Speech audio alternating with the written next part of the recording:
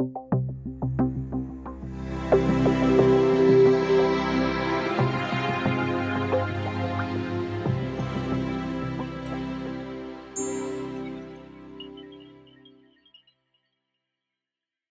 nombre de este curso es la palabra de Dios. En otras palabras, vamos a estudiar la palabra y vamos a definir la palabra.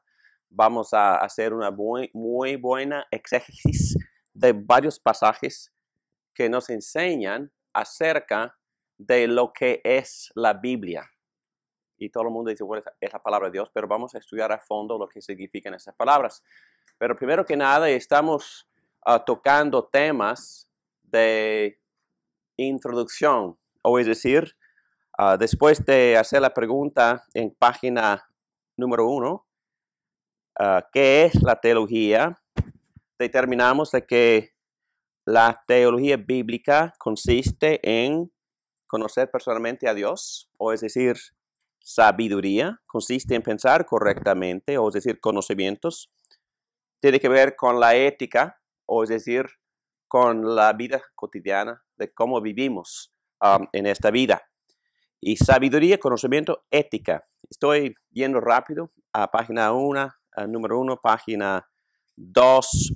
Hicimos la distinción entre revelación y teología. ¿Cuál es la distinción? ¿Cuál es la diferencia entre revelación y la teología? Revelación es cuando Dios declara quién soy. ¿Ok? Entonces vamos a estudiar en esta misma noche los varios métodos que Dios usa para comunicarse. Y principalmente vamos a decir que definitivamente, Dios se caracteriza en la Biblia. Conocemos a Dios por medio de la Biblia, pero hay otros medios, obviamente.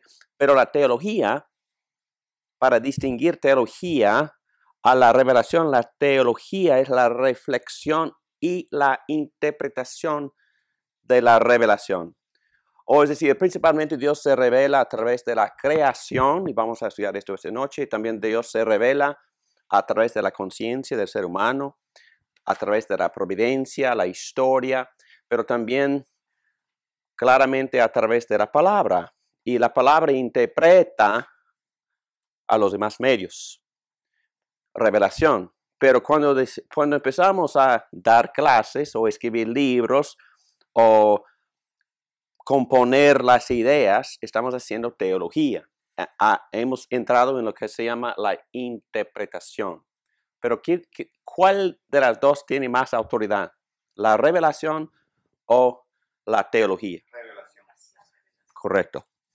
Muy bien. Y tenemos que hacerlo, pero es bueno hacerlo porque tenemos que conocer la Biblia, tenemos que conocer a Dios, tenemos que poder explicar bien lo que es el Evangelio y a la vez prepararnos para refutar los errores, porque hay muchos errores. Jesucristo también profetizó de que vendrían muchos lobos, muchos profetas falsos, etcétera, etcétera. Y el apóstol Pablo también y los demás apóstoles tuvieron que argumentar mucho en las iglesias con los falsos profetas que entraron para confundir y engañar al mismo pueblo de Dios. Hablamos también, estamos en un repaso, hablamos de planteamientos epistemológicos, o es decir, cómo recibimos estos conocimientos y distinguimos entre subjetivismo, lo que yo sé por instinto, objetivismo, lo que nosotros sabemos por alumbramiento de Dios, posmodernidad, hablando de algunos errores modernos, de cómo recibimos conocimientos. Hablamos también de tradicionalismo. El tradicionalismo pone la tradición de la iglesia al mismo nivel que la Biblia. Entonces, dicen en los catecismos de la Iglesia Católica, dicen que hay que dar el mismo respeto y reverencia a los catecismos y dogmas de los obispos y de los catecismos a través de la historia darle la misma reverencia que la Biblia misma tiene. Muy bien. La clase pasada empezamos a hablar de las objeciones. Es decir, no todo el mundo está de acuerdo de que haya necesidad de meternos en esta disciplina que se llama teología. ¿Ok? Entonces, vamos a dar un breve repaso del tema que empezamos hace una semana y luego vamos a seguir adelante con este tema. ¿Preguntas antes de empezar? Muy bien. Vamos a orar. Padre, te damos gracias por darnos este privilegio de estudiar tu palabra. Pedimos, Señor, que tú abras nuestros corazones, que tu Espíritu Santo medie en nosotros y ayuda al profesor David. Gracias porque el Espíritu Santo nos ayuda, enséñanos a entender. Ilumínanos, Señor. Por Jesús, nuestro Señor. Amén. Muy bien. Objeciones a la teología. Ya hemos hablado de anti-intelectualismo, o es decir, personas que ponen muy poco énfasis en este tipo de estudio, diciendo que en verdad no es necesario, o peor, hace daño este tipo de estudio, dice. Entonces hay personas, hay cristianas que tienen esta postura de anti-intelectualismo. Dicen, dame a Jesús y nada más. No voy a volver a repetir lo que estudiamos la semana pasada, pero entendemos que cuando uno menciona esa palabra o ese nombre Jesús, ya hemos entrado en la teología. Porque el nombre sí tiene un significado increíble. Y viene de dos palabras, ¿verdad? El Señor salva. Entonces tenemos que hacernos la pregunta, ¿quién es el Señor? Tenemos que estudiar sus atributos, su esencia, sus naturalezas. Y por los primeros 500 años la iglesia debatió en varios consejos quién es Jesús. Y tratando de llegar a un acuerdo entre un balance de su naturaleza divina y la humana. No vamos a meternos en eso porque ya dimos un curso de como 15, 20 horas acerca de solo esa pregunta. 15 horas estudiamos quién es Jesús. Entonces es imposible llevar a cabo la conversación o decir yo creo en Cristo sin un estudio profundo de quién es Jesucristo. Muy bien. Y también bajo este mismo tema, hay personas que dicen que no es necesario filosofar y me criticarían diciendo que en este momento ustedes están participando en un gran mal gasto de tiempo, porque el cristiano no tiene que meterse en la filosofía. Bueno, vamos a ver que esa objeción también tiene muy mala base y que vamos a estudiar esta noche también que el estudio de la palabra de Dios es imposible, totalmente imposible, sin usar las demás disciplinas que Dios en su sabiduría le ha dado a la humanidad, tal como idiomas, tal como la gramática, tal como morfología, el estudio de desarrollo de las definiciones de las palabras. Entonces, es imposible estudiar cualquier libro sin usar otros medios, otras disciplinas o aún otras filosofías. Y también usamos mucha psicología, usamos mucha sociología para poder entender bien. Usamos también la disciplina, la historia, en general, la historia. Es imposible profundizarnos en lo que la Biblia está diciendo sin el uso de otros métodos, otras disciplinas, hasta otras filosofías. Pero Los textos que se usan, estamos en página 7. Y número 2, hablando todavía de anti-intelectualismo, objeciones a la teología. Primera a Corintios capítulo 1, versículo 19. Primera de Corintios 1, 19. Pues está escrito, destruiré la sabiduría de los sabios, frustraré la inteligencia de los inteligentes. Y el siguiente también, por favor. Primera de Corintios 2, 5. Para que la fe de ustedes no dependiera de la sabiduría humana, sino del poder de Dios. Bueno, como las notas dicen, el mismo contexto contesta la objeción. Pablo se refiere a cierta retórica griega que se usaba en aquel entonces para comunicar o manipular a la gente. Pablo mismo fue un erudito y estudiante de la literatura griega en busca de expresiones que le ayudara en la comunicación relevante del Evangelio. Este texto de Hechos 17 quizás es la más famosa o más bien ilustrado como Pablo usa lo que la gente ya sabía, o es decir, en este caso, él usaba la misma filosofía de los griegos para convencerles a los griegos de la veracidad del Evangelio mismo. Hechos 17 del 26 al 28. De un solo hombre hizo todas las naciones para que habitaran toda la tierra y determinó los periodos de su historia y las fronteras de sus territorios. Esto lo hizo Dios para que todos lo busquen y aunque sea a tientas lo encuentren. En verdad, Él no está lejos de ninguno de nosotros, puesto que en Él vivimos, nos movemos y existimos, como algunos de sus propios poetas griegos han dicho, de Él somos descendientes. Entonces, ¿quién fue ese griego, filósofo, poeta, que Pablo citó para empezar su argumento?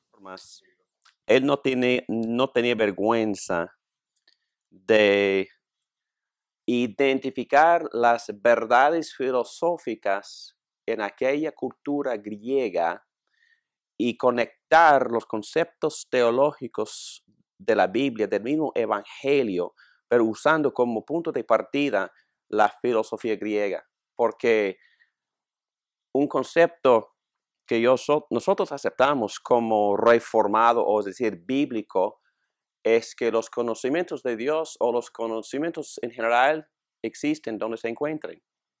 Entonces, no hay solo un libro que tenga todos los conocimientos del mundo, ni todos sus conceptos o conocimientos de Dios. La Biblia tiene todo lo que Dios es. ¿La Biblia contiene todas sus características o hay mucho más que se puede aprender de otras fuentes? ¿Existe conocimiento de Dios fuera de la Biblia? ¿En dónde? En la naturaleza. Y en un sentido, estudiando cualquier disciplina, no importa, cualquier área, cualquier disciplina de la ciencia física, de la ciencia psicológica. Pero vamos a enfocarnos solo en la ciencia física. Hay muchísimo que se puede aprender de Dios por estudiar la creación de Dios. Porque yo he aprendido de casi identificar la pintora por nada más ver la pintura. Yo creo que, esta es Andrea. ¿No es cierto? Que cualquier cosa que Dios ha creado tiene sus conocimientos encima de esa cosa. Y vamos a enfocar un poco más en eso. Entonces, estamos respondiendo a esta noción de que no se puede usar otras disciplinas. Por ejemplo, cuando el pastor da una clase, está usando cierta retórica, está usando cierta forma de razonamiento, estoy sin saber o sin darme cuenta, estoy usando cierta filosofía. Porque todos nosotros hemos sido educados en una forma de pensar, en cierta lógica.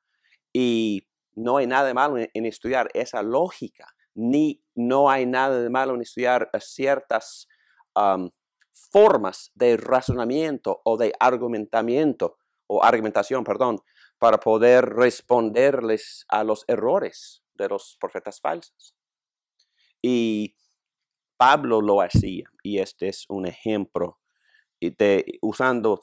tocando solo 2 frases, puesto que en él vivimos y nos movemos y existimos. ¿Es concepto bíblico ese? ¿Cuál es la doctrina que se expresa por esa oración?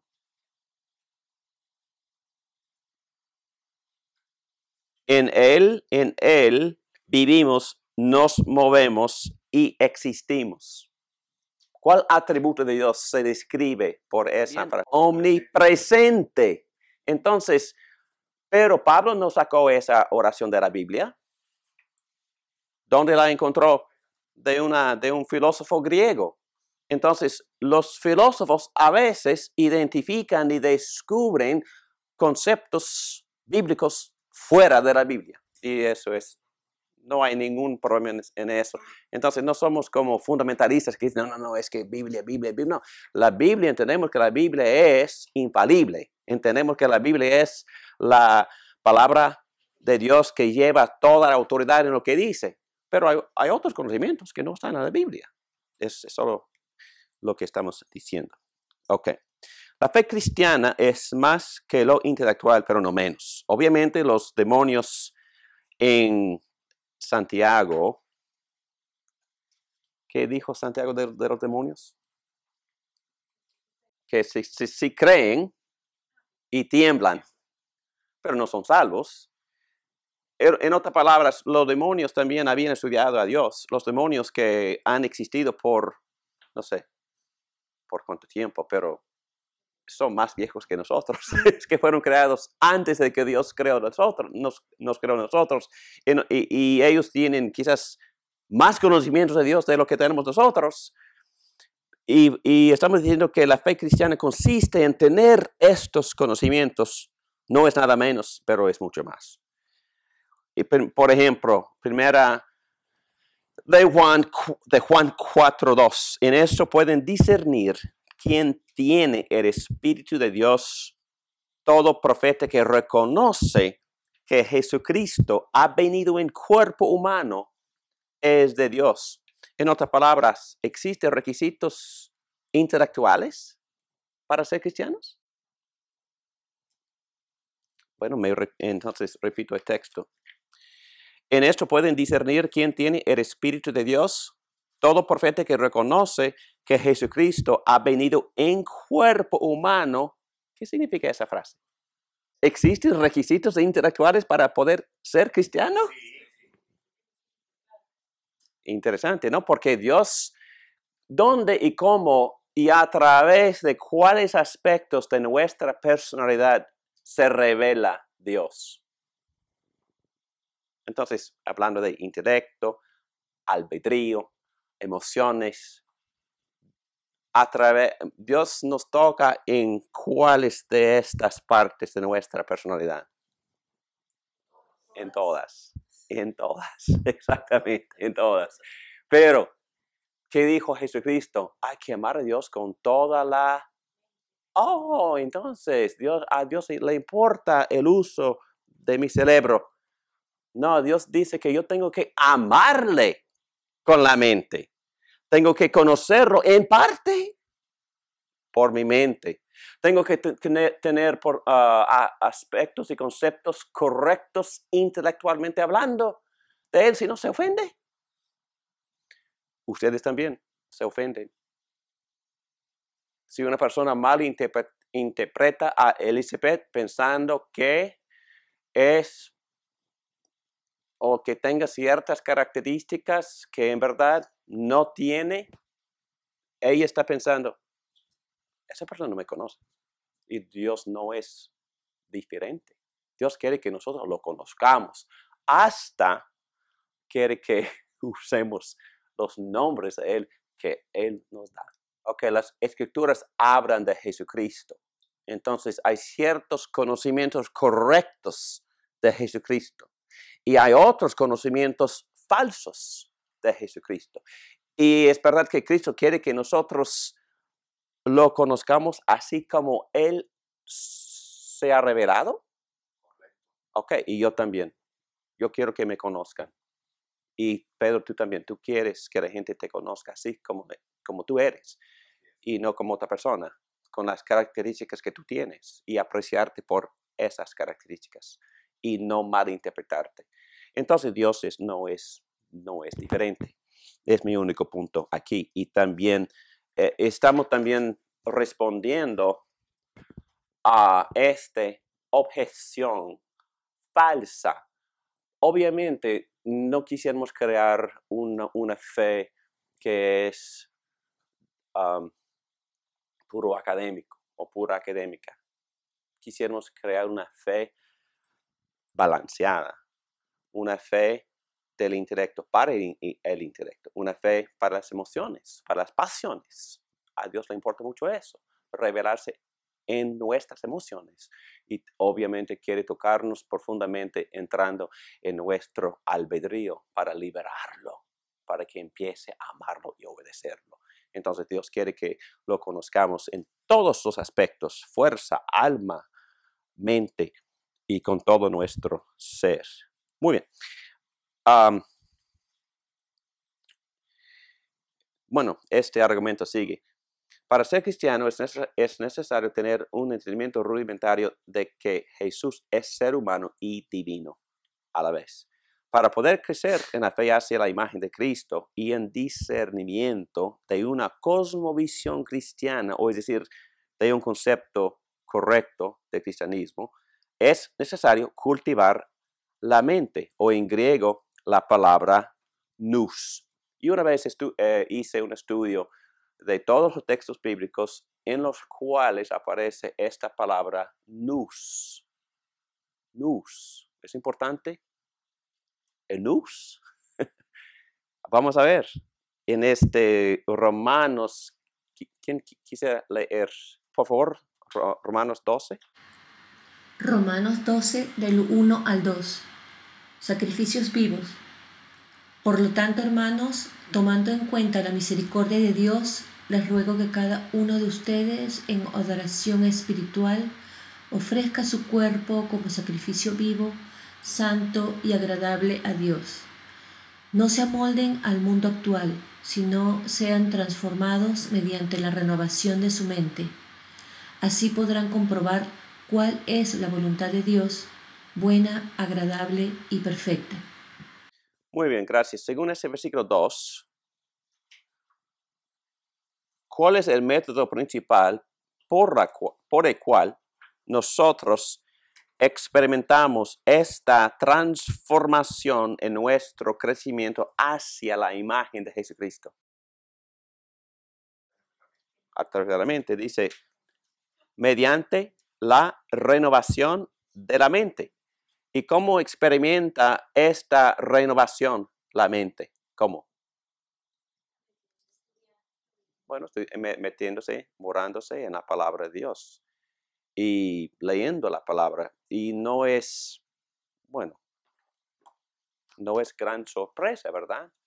Los que estudian la palabra crecen más rápido. Los que leen la palabra, los que moran en la palabra, experimentan la renovación de la mente. Ellos experimentan la transformación, es decir, poco a poco cultivan lo que se llama la cosmovisión cristiana, o es decir, empiezan, según otro texto, experimentando todo pensamiento cautivado de Cristo. Entonces, lo más que sea posible, la meta mental de cristiano es pensar así como piensa Jesucristo. No es nada fácil. Entonces tenemos que enfocarnos en la palabra, meditarnos en la palabra, memorizar la palabra, estudiar la palabra, pero sobre todo leerla constantemente. Pero estoy enfocando en esto porque, perdóneme, pero yo creo que existe en ese salón cierto anti-intelectualismo. Existe en mí. Yo resisto. ¿Por qué? ¿Por qué resisto tanto la transformación por medio de la renovación de mi mente? ¿Por qué resisto? Porque me cuesta, es trabajo, me hace sudar, me cuesta, me cansa. Y es ser cristiano y experimentar la renovación de la mente es arduo, es trabajo. Pero Pedro dice que tenemos que, él usa, no sé cómo decirlo, pero he said gird up, in English he says gird up your loins. Remangar. Entonces tenemos que hacer todo lo posible para trabajar arduamente con la mente, para poder crecer en la fe. Y no solo de la mente, por supuesto, pero empezando con la mente y sin la mente renovada, influida, educada,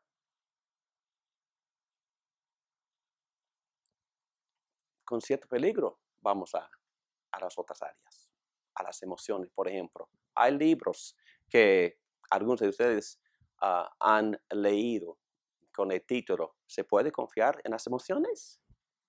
Y la respuesta es, probablemente no.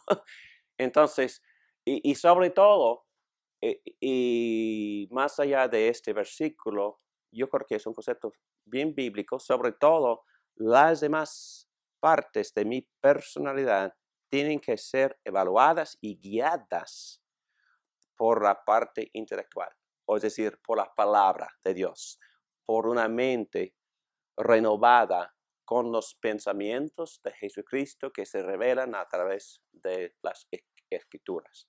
Y yo sé que todos tenemos la tentación de pasar por alto este proceso mental. Pero ni los apóstoles lo hicieron. Y por eso hace 3 semanas prediqué ese sermón sobre cómo los apóstoles evaluaron y discutieron la visión de Pablo antes de ir a Macedonia. Y la Biblia lo enseña con claridad, que la parte emocional, importante. La guía por el Espíritu Santo, importante. La iluminación por el Espíritu Santo, sumamente importante. Pero el Espíritu Santo nunca va en contra de lo que Él mismo ha revelado a través de esta verdad. ¿Ok? Porque su nombre es, ¿cuáles son los nombres del Espíritu? ¿Cuál es el nombre más frecuentemente mencionado en la Biblia? ¿Cuál es el título o el nombre más frecuentemente revelado en la Biblia? Espíritu de verdad.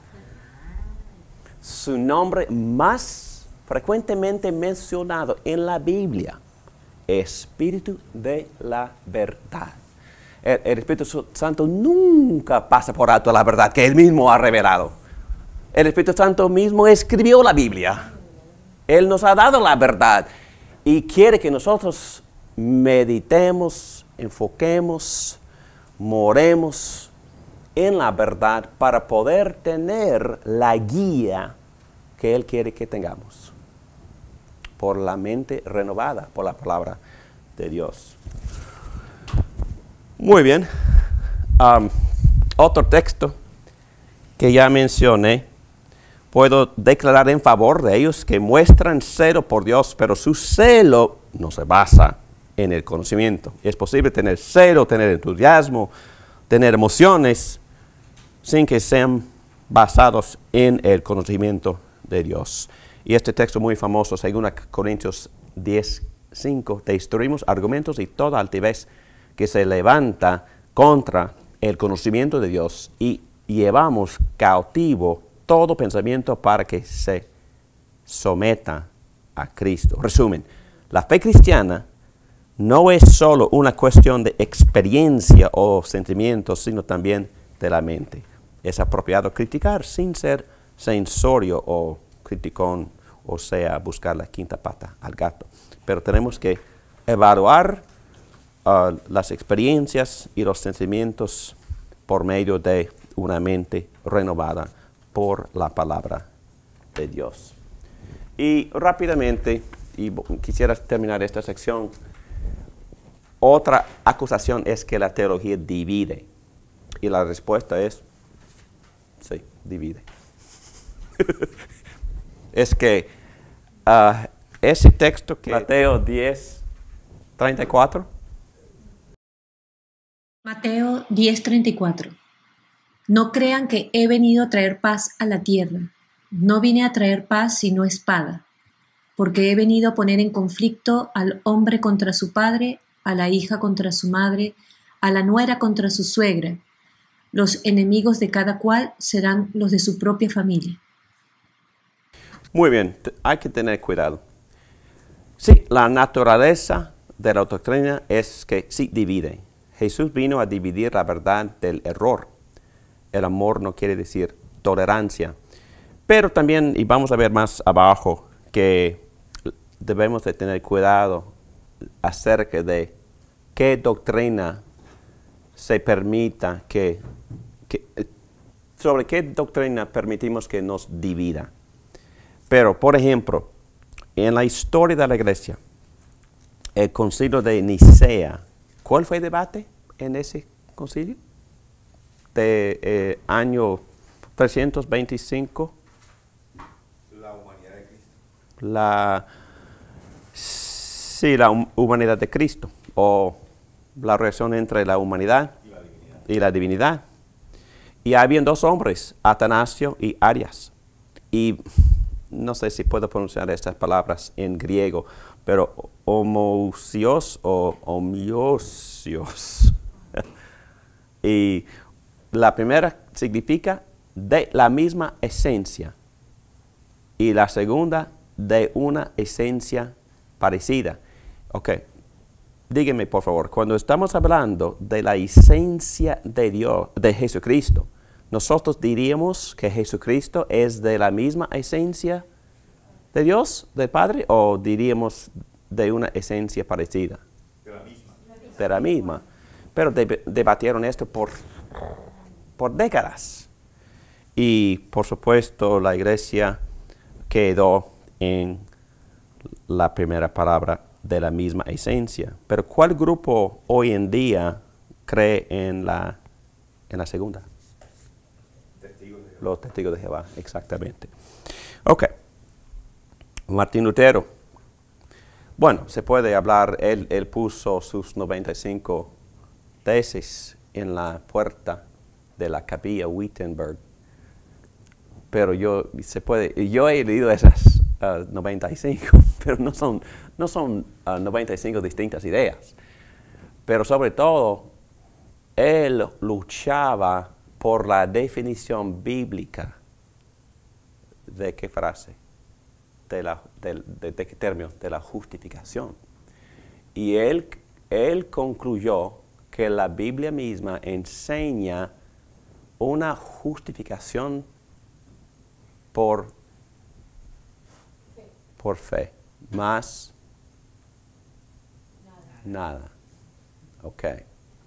Pero hay dos ramas muy grandes de la iglesia que definen la justificación por una mezcla de fe y obras. Y es mucho más complicado que eso, pero en general hay ciertas ramas de la iglesia que enseñan que el ser humano, el creyente, tiene que añadir algo de su parte a su justificación para que sea aceptado ante Dios. Y la iglesia se dividió en el año 1517 sobre ese punto. Y sigue dividida. Y que sea así. Porque ¿cuál es la bíblica? ¿Cuál de estas definiciones de justificación es la bíblica?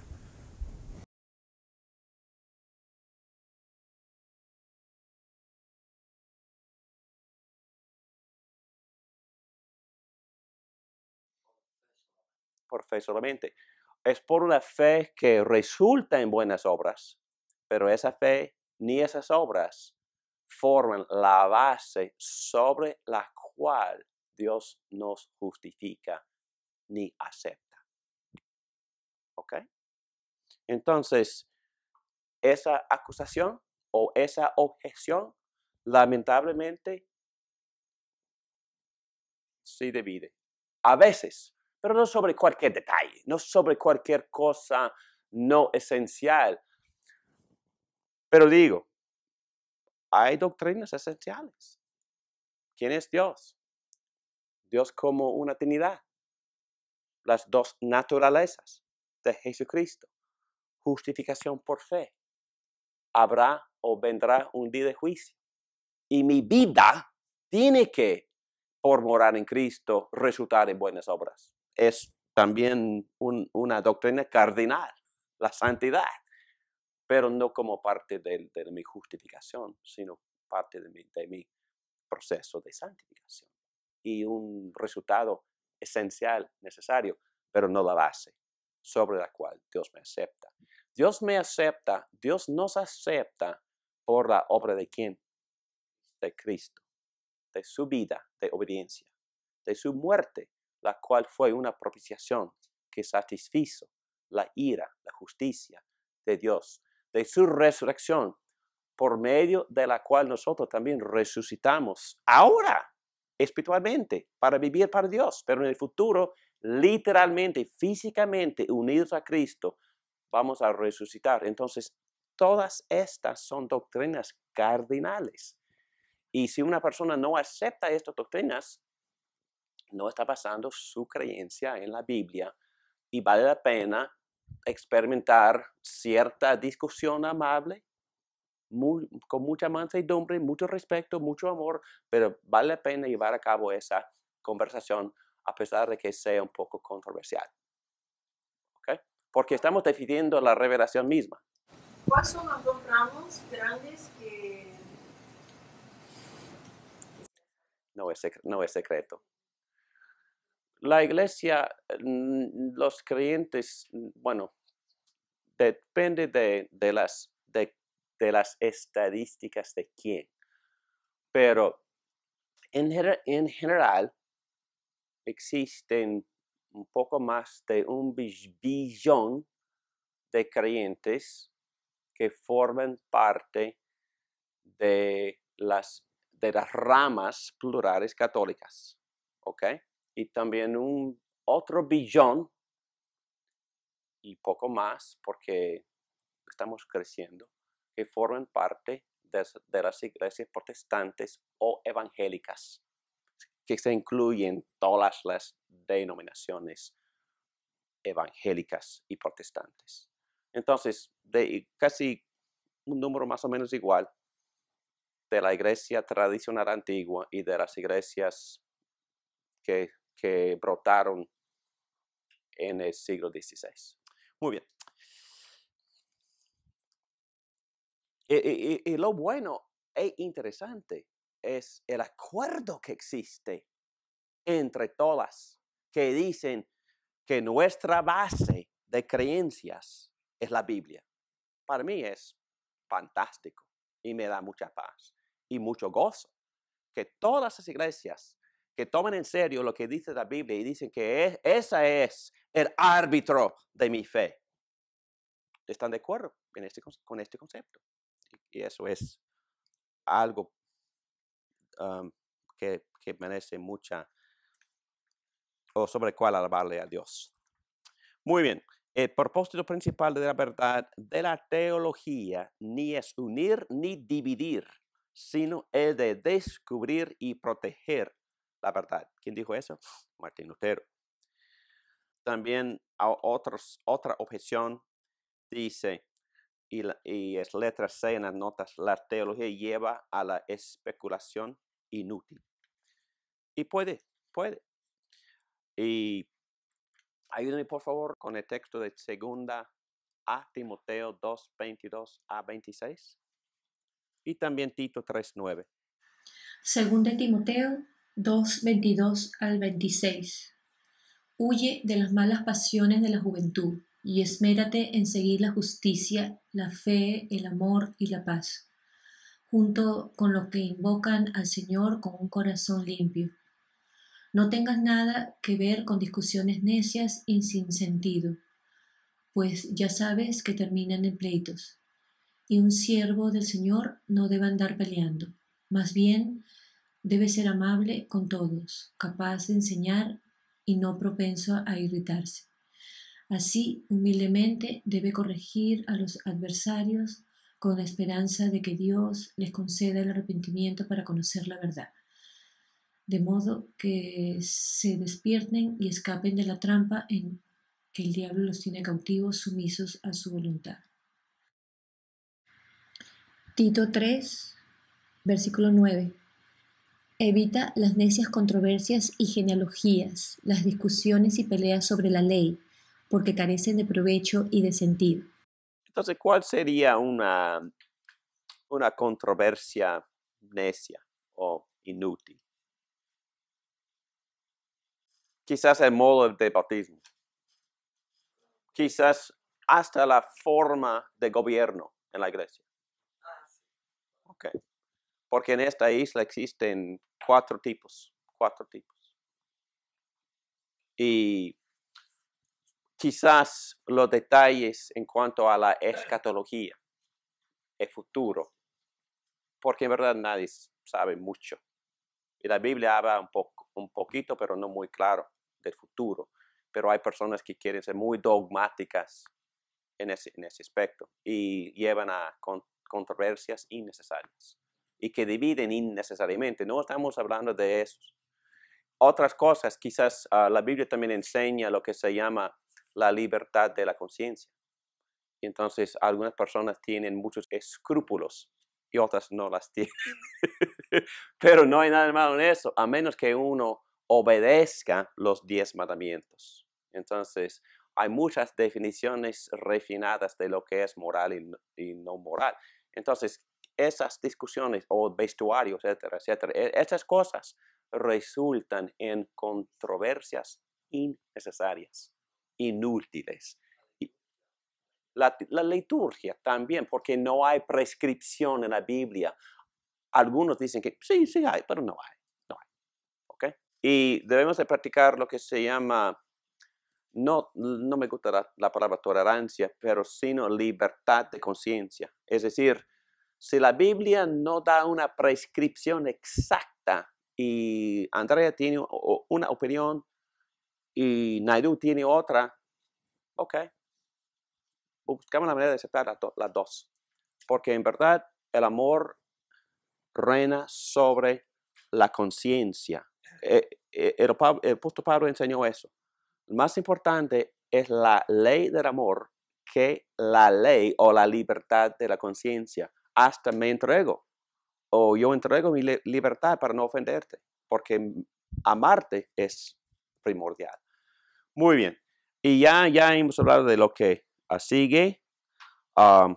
Y por eso no voy a repetir lo de abajo, pero vamos a seguir a otra objeción que dice que la religión, la D, es simplemente una cuestión de interpretación privada.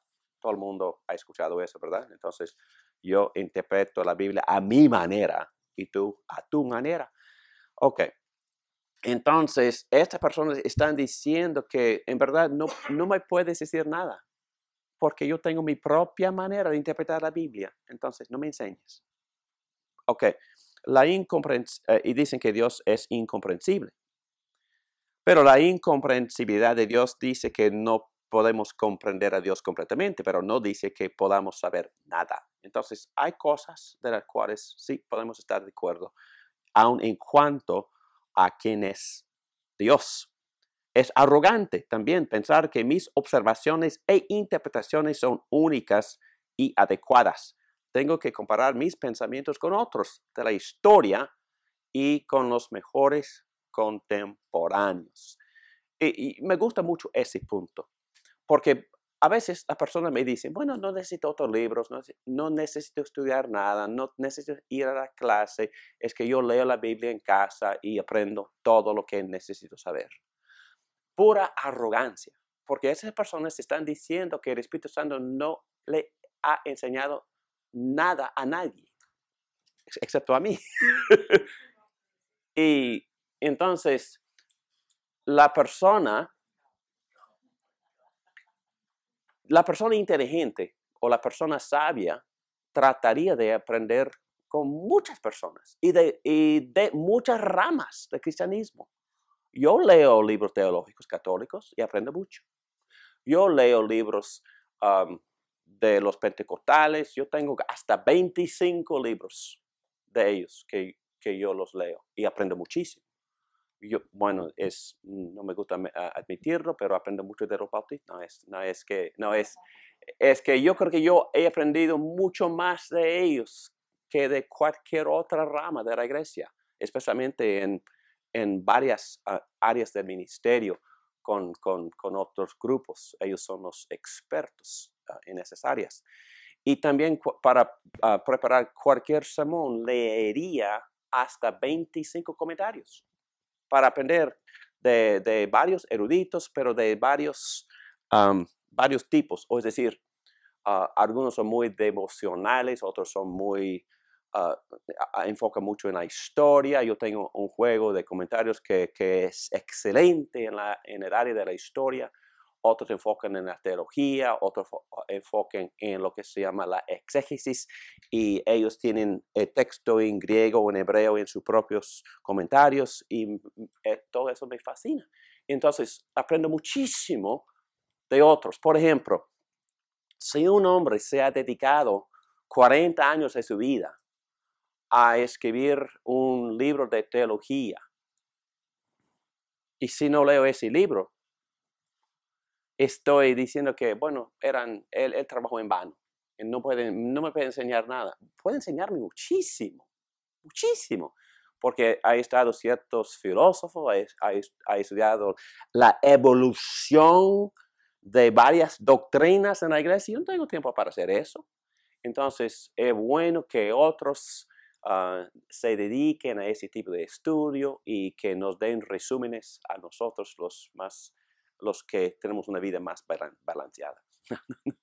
Broma. No, es que aprendemos muchísimo de las personas académicas y de los eruditos. Muy bien, decir que no se sabe nada con certeza al leer la Biblia es una crítica ofensiva del autor. ¿Quién es el autor? Dios mismo. Estamos diciendo que Dios es deficiente como comunicador. Sin embargo, la interpretación es trabajo duro y trabajo que Dios manda que hagamos. Segunda a Timoteo 2:15. Esfuérzate por presentarte a Dios. En la versión antigua en inglés dice, estudia por presentarte a Dios aprobado. Mi mamá siempre me citaba este texto, me hizo memorizarlo. Estudia para presentarte a Dios aprobado como obrero que no tiene de qué avergonzarse y que interpreta rectamente la palabra de verdad. Conclusión. Nuestra era celebra la comodidad y lo más fácil. Ha dejado la búsqueda enérgica de la verdad. Casi no lee libros nuestra generación. En cambio, buscamos información del internet, rápido y sin análisis. En otras palabras, somos perezosos y esto no nos ayuda a conocer a Dios. Ser cristiano no es nada fácil. Recordemos las palabras de Jesús. Amen a Dios con toda tu mente. Esto requiere trabajo duro. Y en conclusión, hay varias ramas de teología. Teología exegética enfoca en el texto, enfoca en la morfología, que significa las definiciones históricas y las evoluciones, la evolución de la definición de la palabra. La sintaxis, relación gramatical entre las palabras, el trasfondo histórico. Y cuando uno estudia un párrafo, un capítulo, es ese tipo de teología que la persona está haciendo. Teología bíblica, un estudio de Dios y cómo tratar a su creación a través de las escrituras. ¿Cuál es el análisis y drama histórico detrás del contexto? ¿Cuáles son los hechos poderosos de Dios e intervenciones de Dios a través de las escrituras? Bueno, teología bíblica, por ejemplo, haría la pregunta, ¿cuál es el concepto del apóstol Juan acerca del logos o el verbo, palabra? Y él es el único que usa ese término para referirse a Jesucristo. Entonces vale la pena estudiar el uso del apóstol del apóstol Juan por su uso de aquella palabra. Ejemplo de teología bíblica. Teología histórica, el enfoque en la historia del pueblo de Dios y su involucramiento con las escrituras. En vez de preguntar qué dice el texto o qué dice Pablo, se pregunta qué dicen las figuras importantes de la iglesia, como Agustín, Calvino, Lutero, etc. Teología sistemática, ya expliqué lo que es. Tomar un término y estudiar ese término en todos sus usos a través, por ejemplo, la palabra fe, que ocurre muchísimas veces, cientos de veces en el Nuevo Testamento, y vale la pena estudiar los varios usos, porque tiene varios usos. A veces es pura entrega a Cristo, a veces implica acción confiando en Cristo, a veces implica entrar en unión con Cristo. Entonces hay que estudiar el uso del término en su contexto, y eso se llama teología sistemática. Teología práctica obviamente tiene que ver con la ética, la práctica diaria, cotidiana. La teología es descriptiva, nos dice qué creer. Y aquí está la lista de las divisiones o las categorías tradicionales dentro de las cuales la iglesia ha estudiado los temas bíblicos en el área de teología sistemática. Muy bien. Vamos a orar. Gracias, Padre, por esta parte de estudio. Bendice nuestro entendimiento y práctica para la gloria de Cristo. Amén. Pueden tomar un descanso de 10 minutos y vamos a seguir con la segunda parte.